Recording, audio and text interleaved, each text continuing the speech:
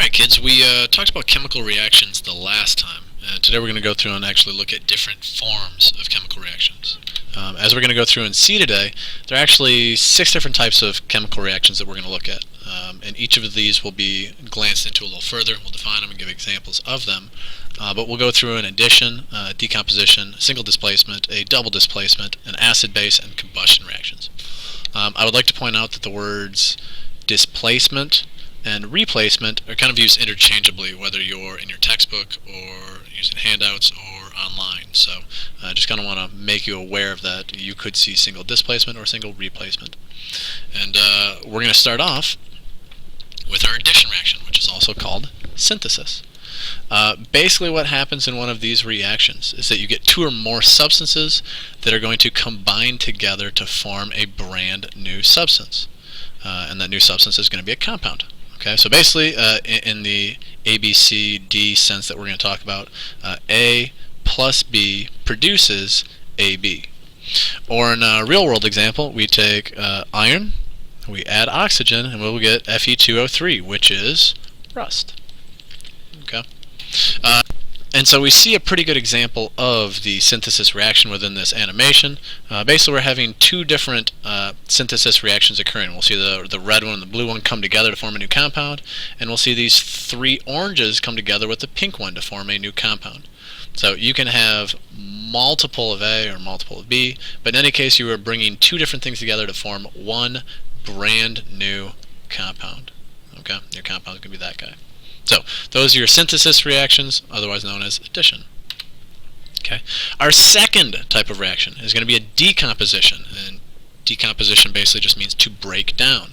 So a singular compound is going to be broken down into 2 or more smaller compounds, and that's kind of a big key. Sometimes you'll get 3 actual products, so don't freak out if you see that. Okay. And our ABCD example is going to be AB breaks down into, or decomposes into, or produces, any of those work. So AB breaks down into A plus B. And in this case, we go through and we look at silicon chloride, and that's going to produce, or it's going to break down over time and yield, silicon and 2 chlorine molecules. Right? And again, we should get a pretty decent animation here where we start off with 1 molecule and it broke apart into 2 parts. So this guy was our initial A and this guy was our initial B. You saw that they started off together and they spread out over time. Okay? Our third type of reaction is going to be a single displacement reaction. And what's happening here is we have one element that's going to come in and replace one of the elements that's within a compound and kick out that an element that was initially in that compound. So kind of trying to make a little more sense if we go through and use our A, B, C, Ds and X's. AX is together in this compound. A is going to be the cation, X is going to be the anion, and you have this individual element of B. Okay, and B is an element all by itself. B is going to come in and act as the cation and kick A out of that relationship, and X will maintain itself within the anion state within that compound. So you start off with AX and B by itself, and B comes in and kicks out A, and you'll end up with B and X being together within a compound. So an example of this, or a real life example, calcium will come in and react with hydrochloric acid. Okay, and when we produce that, we're going to end up producing calcium chloride, so Ca will end up bonding with a chlorine, and hydrogen will end up getting kicked out of that initial compound. So calcium was initially by itself, but in the end, hydrogen is a molecule by itself. Okay, and hopefully the picture goes through and maybe helps you out a little bit. Initially this guy was by himself, Mr. Orange Shirt, but he ends up working his way, at the end, he ends up finding his way into that relationship, and the guy in the white shirt is then by himself. Okay, so one kicks the other out. And again, another decent example of this, hopefully if the video will kind of work, let's kick back on that one. We'll end up getting the magnesium is going to come in and kick out the silver molecule, and basically so the magnesium was by himself and comes in and kicks silver so that silver ends up being by itself, and you end up with a new compound and a new singular element. Our fourth type of reaction is going to be the double displacement reaction. And basically what happens here is we have two ions basically switch places.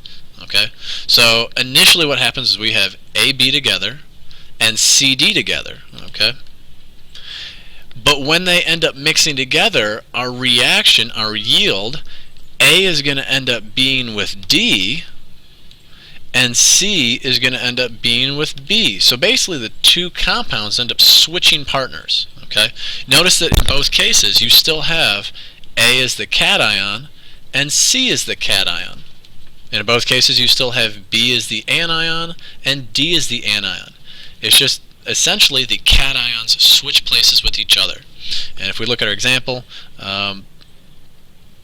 we've got silver nitrate mixing with sodium chloride to produce silver chloride and sodium nitrate. Okay, and if the picture helps you, basically these two dudes just switched hats. Yes. So a double displacement reaction is always going to have two compounds on both sides of the reaction. Now, we do have very specific types, and again, I don't have a great animation for this one right now, but we'll end up finding one at some point.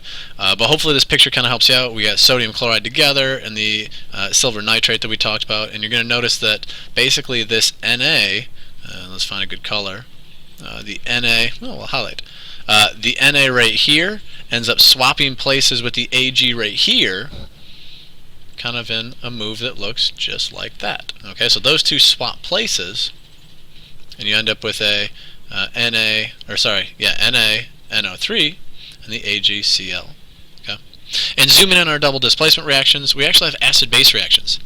Acid-base reactions are a double displacement reaction that end in water and a salt. Now, when I say a salt, I don't necessarily mean NaCl. It could be NaCl, but there are hundreds, if not thousands, of different salts that could possibly be produced in the end. What you need to look for is this guy. If the double displacement reaction has water as a product, it is going to be an acid-base reaction. Okay? And so our example here is AB plus CD produces salt plus water. Or our real world example, if we go through and we take HCl, which is going to end up being your acid, and you add it to NaOH, which is your base, basically the H from the acid and the OH from the base will combine together to form this water molecule. Well, that means that the Cl and the Na end up forming together cation and anion state to form this salt. Okay. Obviously, we talked about the fact that we can have different salts. You can have potassium iodide, you can have potassium chloride, you can have sodium chloride, potassium bromide, or many more complicated salts that will involve polyatomic ions, etc., etc. We're not going to worry about so many of the different salts, but basically, if you see water as a product in a double displacement reaction, you should know that we've got an acid-base reaction. And this only occurs, and this is a quick little side note that you can only see about half of it, but this only occurs when the acid and the base are of equal strength, okay, where you're going to produce a salt and water. When you go through and you have different strength acids and bases, what they'll do is they will work themselves closer to neutral, and we'll talk about that next unit when we talk acids and bases. And the final thing that we, or the final reaction that we have is our combustion reaction. And combustion basically just means to burn. Okay? So what's going to happen here is we're going to take some carbon compound, and when we say carbon compound, you could talk about something like methane. You could talk about, methane's that guy. You could talk about a sugar molecule. You could talk about something that used to be alive, organic coal, wood, stuff like that. Basically anything that used to be alive is essentially going to be a carbon compound. And when it reacts with oxygen, so when that carbon compound reacts with oxygen, it's going to go through and release carbon dioxide and water and energy. And that energy is going to be in the form of heat or light. Okay? So basically the big thing that you need to be looking for here is if we have a carbon compound, so C something plus O2, and your products happen to be CO2 and H2O, we have a combustion reaction. Okay? So if your products happen to be, and this is kind of how I would look at it, if your products are CO2 and H2O, we have a combustion reaction. Now I know last slide I told you, hey, look out for water. Well, if it's water and carbon dioxide, it's going to be combustion. Okay? And the other clue that you have is last slide I told you acid-base reactions are double displacement reactions. This right here shows this it can't be a double displacement reaction because oxygen is singly by itself. Okay. Anyways, hopefully we went through and hit the 6 different types of reactions. We'll go through and we'll practice them a little more in class with our bonding and stuff like that. But you should be able to go through and take any individual reaction that we give you and identify which of the 6 types of reactions it is. By using either the A, B, C, D, X methodology, or by looking at examples and telling which they are.